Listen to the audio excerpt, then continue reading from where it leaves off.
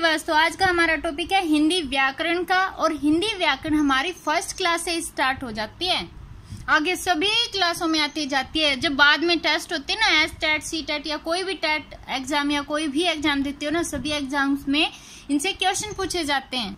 जब बच्चे को स्टार्टिंग से ही हर चीज क्लियर होती जाएगी ना, फिर उसको बहुत इजी लगेगा सब कुछ। तो हिंदी व्याकरण में हमारा फर्स्ट टॉपिक होता है भाषा का। भाषा क्या होती है, बिल्कुल डिटेल से हर चीज समझेंगे। और इसी वीडियो में हम भाषा के बारे में, लिपि के बारे में, स्वर, व्यंजन, संयुक्त व्यंजन, इन सब के बारे में आपको डिटेल से बताएंगे। बस आपको वीडियो को ध्यान से सुनना है, हर कंसेप्ट क्लियर हो जाएगा आपका।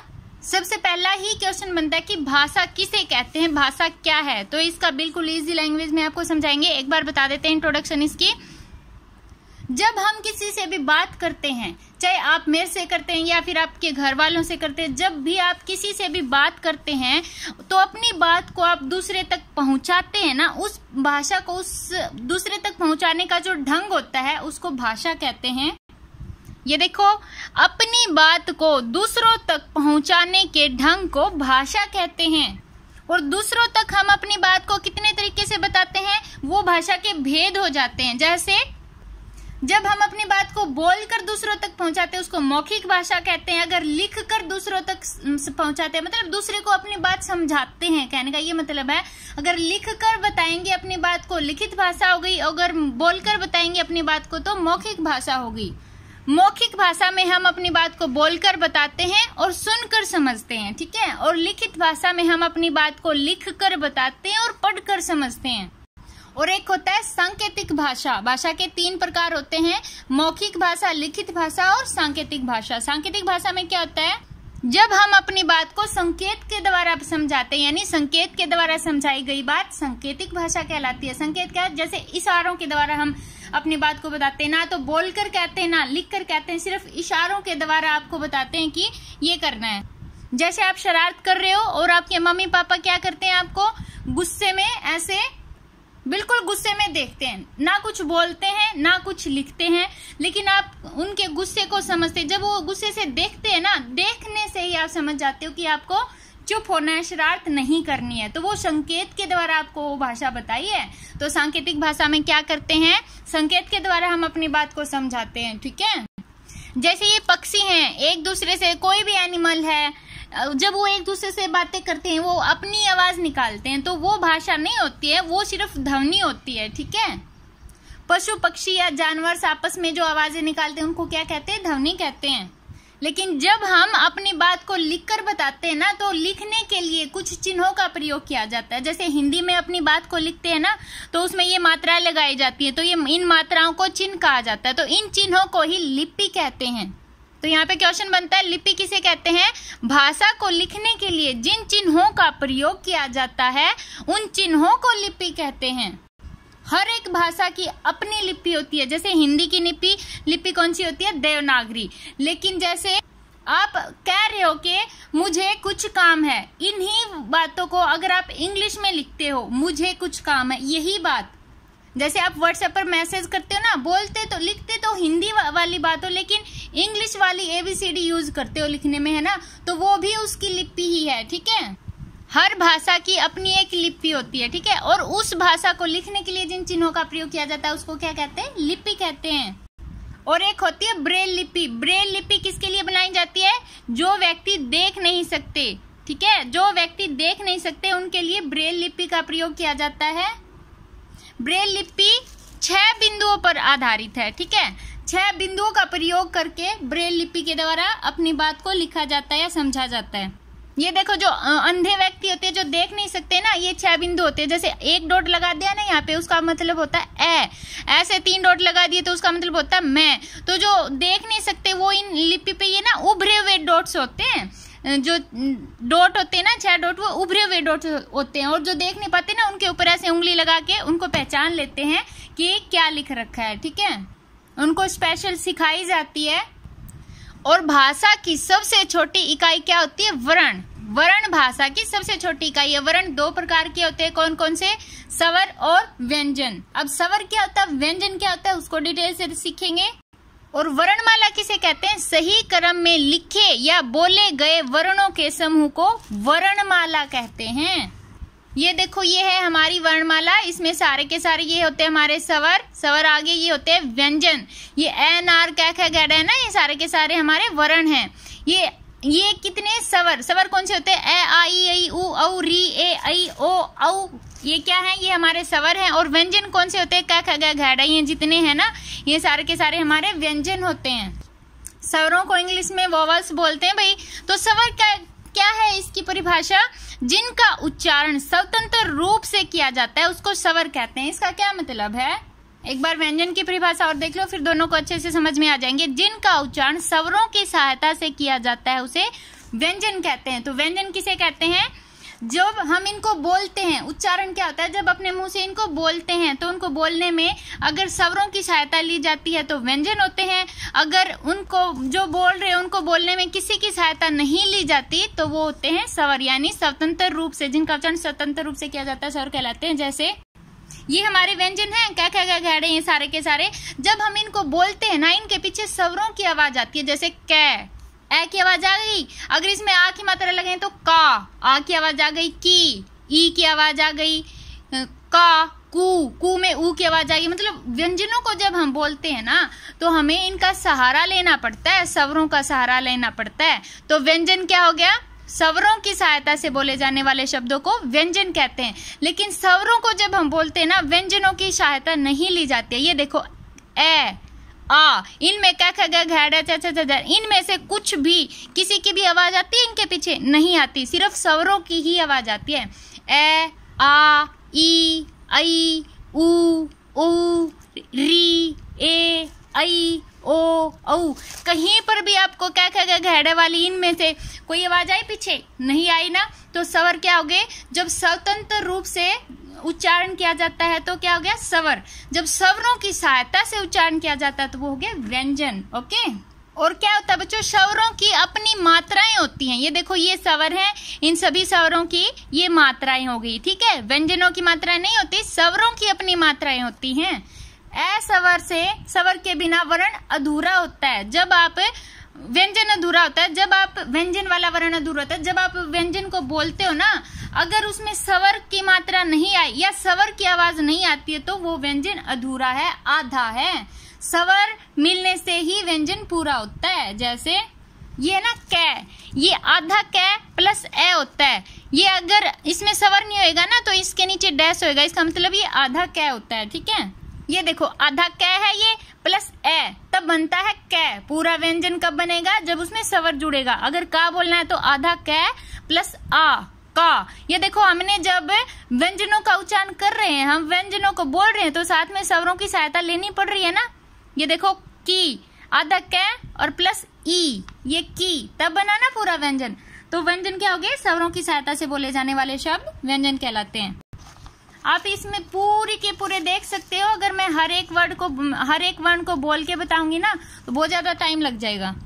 अब बताओ बच्चों, भाषा की सबसे छोटी इकाई क्या है? वर्ण। वर्ण कितने प्रकार के होते हैं? 2, स्वर और व्यंजन। और सही क्रम में लिखे गए वर्णों के समूह को क्या कहते हैं? वर्णमाला। स्वरों की अपनी मात्राएं होती है कि नहीं होती? होती हैं। व्यंजनों की मात्राएं नहीं होती। स्वरों की मात्रा मिलाने पर ही व्यंजन पूरा माना जाता है। स्वरों के बिना तो व्यंजन अधूरा होता है, यानी आधा होता है। अब ये देखो, जैसे इसमें बच्चों को अच्छे से समझाने के लिए स्वर और व्यंजन छाट के आपको इसमें लिखने, इस साइड स्वर लिखने, इस साइड व्यंजन लिखने हैं। तो एन आर वाले सारे के सारे स्वर होते हैं, वो स्वरों के नीचे लिखेंगे। और जो कै ख ग घ ड़ वाले हैं वो सारे के सारे व्यंजन होते हैं, वो व्यंजनों के नीचे लिखेंगे। ये मेरी बेटी की बुक है, उसने राइट कर रखे हैं। ये देखो, जैसे इसने लिखा वर्णों को जोड़कर शब्द बनाएं। ये इसने वर्ण कौन से लिख रखे हैं? स्वर और व्यंजन सारे मिलाकर लिख रखे हैं। और क्या बनता है? कै ए ले आ, केला। से ए से रे ले आला, सरला। ऐसे बनते हैं ये। इसमें आपको क्या समझाया गया? यही बताया गया है कि व्यंजन स्वरों के बिना अधूरे हैं। व्यंजन स्वरों से ही पूरे होते हैं। ठीक है, स्वरों की सहायता से ही बोले जाते हैं व्यंजन। और बच्चे कई बार भूल जाते हैं स्वर कितने, व्यंजन कितने। उसको आपको एक ट्रिक से बताएंगे। ये देखो, स्वर में ये वे आ रहा है ना, तो इसको आपने समझना कि ये 9 है। ठीक है, 9। और ये एक ही साइड हो गया, इसके एक ही साइड हो गया, तो 9, 10, 11 हो गया ना, 9 10 11। अगर हम इनको जोड़ेंगे तो कितना बन जाएगा हमारा 11 बन जाएगा, ठीक है। अब ये देखो व्यंजन, व्यंजन कितने होते हैं हमारे 33 व्यंजन में ये आ रहा है ना, ये ऐसे, इसको एक बार और अगर हम ऐसे कर देंगे तो क्या बन जाएगा, ये 3 बन जाएगा, यानी 3 2 बार आ गया 33। व्यंजन कितने हो गए हमारे, ये को ऐसे कर देंगे तो 33 हो गए। और सवर में क्या करेंगे, ये वह है ना, ये 9 बन गया, 10 11 हो गए हमारे सवर। और व्यंजनों में ना कुछ संयुक्त व्यंजन होते हैं, संयुक्त व्यंजन क्या होते हैं वो भी बताएंगे। अनुस्वार, अनुनासिक, ये समझो एक बार। अनुस्वार क्या होते हैं, जैसे अंग से अंगूर है ना, ये अंग से अंगूर बोलते हैं इसको, अंग की बिंदी वाला है ना। तो अनुस्वार क्यों है, ये अनुस्वार वो होता है जब नाक की सहायता से बोला जाता है। देखो अंग, आप बोलो नाक में ना एक थोड़ी सी की आवाज आएगी, अंग आ रहा है ना, नाक की सहायता से बोला गया वर्ण क्या कहलाता है, अनुस्वार। तो अनुनासिक क्या होता है, जो ये क्या है चंद्र बिंदु वाला है ना, तो इसमें क्या होता है, जब इसका उच्चारण करते टाइम ना मुंह और नाक दोनों से आवाज आती है, ठीक है। जब जिस वर्ण का उच्चारण करते टाइम मुंह और नाक दोनों का प्रयोग किया जाता है तो वो हो जाता है अनुनासिक। अनुस्वार क्या हो गया, अकेली नाक से आवाज आती है तो अनुस्वार। अनुनासिक, नाक और मुंह दोनों से आवाज आती है तो अनुनासिक। और आगत, आगत शब्द कौन से होते हैं, जो अन्य भाषाओं से लिए गए वर्ण होते हैं वो होते हैं आगत, यानी आए हुए हैं, दूसरी भाषाओं से हमारी भाषा में आए हुए हैं, आगत आए हुए है ना, दूसरी भाषाओं से लिए गए वर्ण आगत कहलाते हैं। जैसे ये क्या हो गया, ये हमारे इंग्लिश से लिया गया, ये ऑफ लिखते हैं ना, जैसे ओ की आवाज आती है, ये इंग्लिश से लिया गया। फ ज, ये दूसरी भाषाओं से लिए गए हैं, इसलिए इनको क्या बोलेंगे, आगत वर्ण, ठीक है। तो इनमें आपके आगत वर्ण कौन से हो गए, ये 3 हो गए, ठीक है, अ फ ज, इनके नीचे डॉट वाले है ना ये।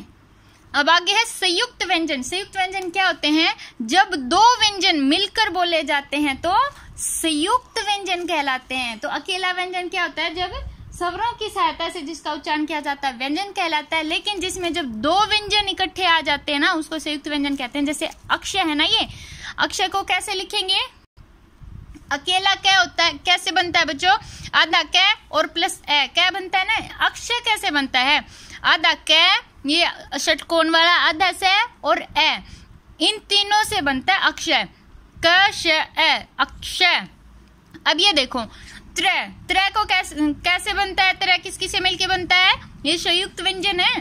संयुक्त व्यंजन क्या हो गया, जब 2 व्यंजन मिलके बनते हैं। इसमें 2 व्यंजन आ गए ना, एक व्यंजन ये हो गया, एक व्यंजन ये हो गया, है ना। अब ये देखो आधा तय, आधा र और ए, त्रय, इसमें 2 व्यंजन आ गए ना, तय और र दोनों व्यंजन हैं, ये स्वर हो गया। स्वरों के बिना तो व्यंजन वैसे ही अधूरे हैं। ये क्या हो गए, ज्ञा, ज्ञा से ज्ञानी, तो ये क्या होता है, आधा ज और आधा य और आ, ज्ञा बन गया। अगर अकेला य होता ना तो ये आ की मात्रा की जगह आ की जगह ए हो जाता, ज्ञ बन जाता, ठीक है। ये श्रय, श्रय, ये देखो इसमें भी 2 व्यंजन हो गए, श, आधा श और आधा र, 2 व्यंजन हो गए ना, प्लस ए, श्रय, 2 व्यंजनों के मिलने से क्या बन गया, हमारा संयुक्त व्यंजन बन गया। अब आगे देखो बच्चों, ये है संयुक्त अक्षर। संयुक्त अक्षर क्या होते हैं, जब एक आधा व्यंजन आता है और एक पूरा व्यंजन आता है। ये हो गए, ये आधा स और स, रस, जैसे ये रस्सा है ना, इसमें आधा स और आधा स, ये तो पूरा शब्द बन गया। लेकिन संयुक्त अक्षर क्या है, इसमें सस, मम, चच, ठीक है। अम्मा में संयुक्त अक्षर क्या है, मम, सच्चा में चच, पत्ता में तत्, तो ये हो गए हमारे संयुक्त अक्षर। ये संयुक्त व्यंजन है, ये संयुक्त अक्षर नहीं है, अक्षय तरज्ञ श्रय। और संयुक्त अक्षर ऐसे होते हैं, एक आधा व्यंजन और एक पूरा व्यंजन। और एक ये देखो बच्चों, पाई किसे कहते हैं, ये देखो जैसे ये वाली आ की मात्रा होती है ना, पीछे एक डंडा होता है, इसको पाई बोला जाता है। तो ये आपसे पूछा जाए अगर पाई वाले वर्ण कौन से हैं, ये जिसके पीछे ये ऐसे वन लगता है ना, वो सारे के सारे पाई वाले वर्ण हैं। देखो स में पीछे वन लग गया, इसमें भी लग गया, इनके अलावा और भी जितने वर्ण हैं, जितने व्यंजन है ना, उनके पीछे अगर ये वन लगता है ना, ये डंडा, तो वो पाई वाला वर्ण हो गया, ठीक है। और बिना पाई वाले वर्ण क्या होते हैं, जिसमें ये पीछे ये नहीं लगता, ठीक है, ऐसे करके सिर्फ ऐसे छोटा सा ये आके ऐसे होता है, जिसमें भी ऊपर छोटा सा वन होके ऐसे किसी साइड भी घूम जाता है, वो बिना पाई वाले वर्ण हो गए। अगर पूछा जाए घुंडी वाले वर्ण क्या होते हैं, घुंडी वाले वर्णों में क्या होता है, जैसे क में घुंडी लग गई ना, ऐसे आके फिर दोबारा फिर ऐसे आ गई, ऐसे आके फिर ऐसे आ गई, ये घुंडी होती है। जैसे ट में ये घुंडी नहीं बनती है, सिर्फ इतना होता है। अगर ऐसे हो जाता है ना इसमें, तो ये घुंडी वाला वर्ण हो जाता है। तो आपको अच्छे से समझ आ गया होगा। ये देखो, जैसे ये शब्द है, अगर आपसे ये कहा जाए कि इसमें से संयुक्त अक्षर निकालो, तो ये क्या है, मक्का में संयुक्त अक्षर क्या आएगा, आधा कक्का है ना।